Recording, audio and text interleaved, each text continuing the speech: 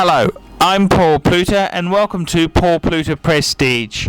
Today I'd like to talk about the Cartier Ballon Bleu. And I've got to say, this is a very interesting watch, and I've been a huge Cartier fan.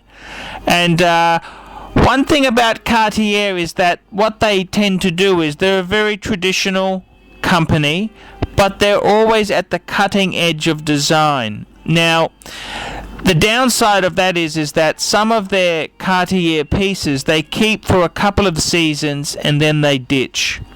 For example, the Cartier Santos, it's now become the Santos 100, whereas the traditional Santos is no longer to be seen.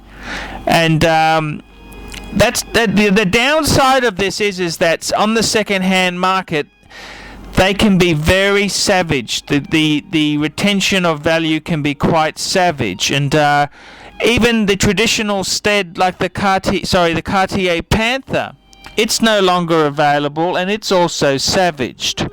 But the other side is Cartier is a hugely fantastic brand. They bring out pieces that are really cutting edge, and I got to say, when I saw the Ballon Bleu, I was just amazed. The way they moved the winding crown away from the traditional spot, and how they did it, I just thought was amazing.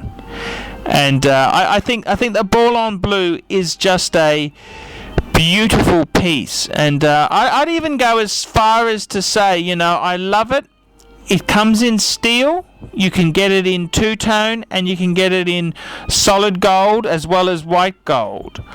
But I gotta say, the two-tone, it kind of suits this model to a T. And the criticism of it is they're expensive. Even on the secondary market, they're very expensive.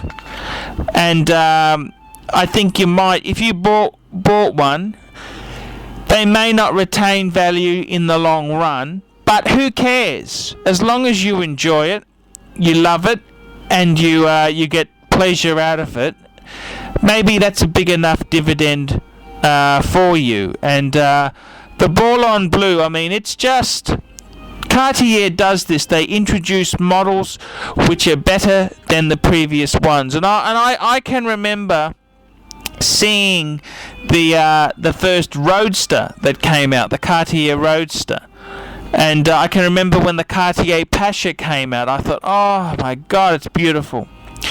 And I can remember they sometimes reissue pieces. The Cartier Basculin Tank came out, and you look at some of them and they're just gorgeous. And I got to say, the Ballon Bleu, in the nice big size, it's really quite a beautiful piece.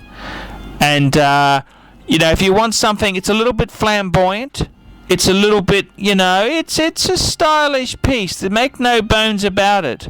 It's like having a Jaguar. It may not say Jaguar all over it, but it's a Jaguar. And it's the same with a Cartier. It's so beautifully styled, it's so beautifully done. It's a beautiful piece, and the only thing that lets Cartier down is the fact that they've used generic movements at times, and I suppose you get that.